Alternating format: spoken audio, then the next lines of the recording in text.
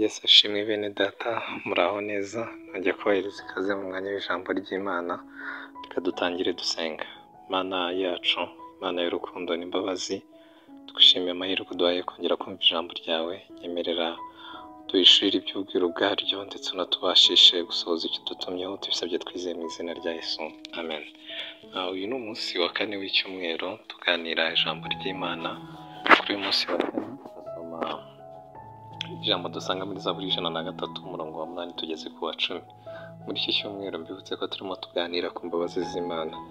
Zaburi 103 umurongo wa 8 n'uwa 10 haranditse ngo Uwiteka ni umunyebambe n'umunyembabazi, atinda kurakara, afite kugira neza kwinshi. 10 ntiyatugiriye ibihwanye n'ibyaha byacu, ntiyatwituye ibihwanye no gukiranirwa kwacu, Imana yacu tugirire neza. Umuntu wabona umwanya n'uburyo yasoma iyi Zaburi yose, irimo amagambo meza avuga imbabazi z'Imana, ariko nifuje kwibanda cyane kuri uyu murongo wa 10 uvuga ngo ntiyatugiriye ibihwanye n'ibyaha byacu, ntiyatwituye ibihwanye no gukiranirwa kwacu, Imana itugirire neza.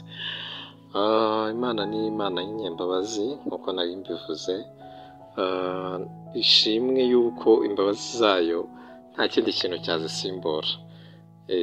Mu bintu Imana burya byose tugirira haba harimo imbabazi zayo. Ibyagaragara nk'aho ari bibi, byagaragara nk'aho ari byiza, byose byakubayeho byose biri mu mbabazi z'Imana. Kandi ishimwe yuko itigeze tugirira ibintu bihwanye n'ibyo twakoze.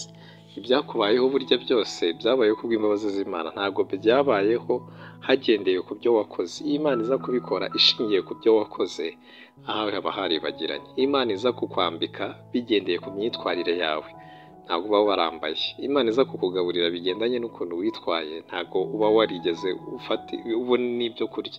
Imana iza kukurinda ishingiye ku kuntu witwaye, ntabwo biba byarakunze, ntabwo biba byaravuyemo. Ntiyatugira ibihwanye n'ibyo twakoze, ahubwo yatugira ibihwanye n'imbabazi zayo. Imana ishimwe. Imana yaturinze bihwanye n'uko imbabazi zayo ziri, ntiyaturinze bihwanye n'uko twitwaye. Ahari yego wenda wagerageje gukiranuka, warabikoze ku bwa Yesu Kristo, Yesu aguhereza umugisha, ariko ntabwo bihwanye n'imbabazi z'Imana ku buzima bwawe. Iza gushingira ku buryo wakiranutse, igashingira ku myitwarire yawe, nta kintu na kimwe cyiza kiba cyarakubayeho. Ibibi gusa nibyo byari kukuzaho, ariko ishimwe yuko itakurikije ubutoni bwacu, ahubwo yakurikije imbabazi zayo. Imana yacu tugirire neza.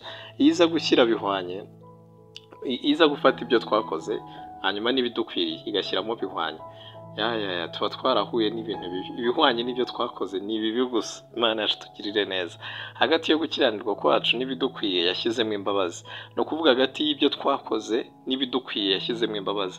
Iyo iza gushyiramo bihwanye, twari kubona ibintu bibi. Iyo yashyizemo imbabazi, imbabazi zayo ziduhesha ibyiza. Imana itugirire neza.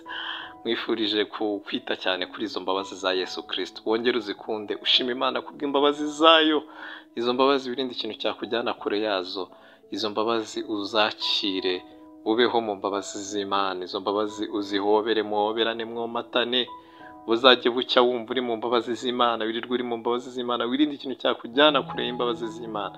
Izo mbabazi z'Imana mwomatane kuko arizo zikubeshejeho. Urakoze cyane. Yesu aduhana umugisha.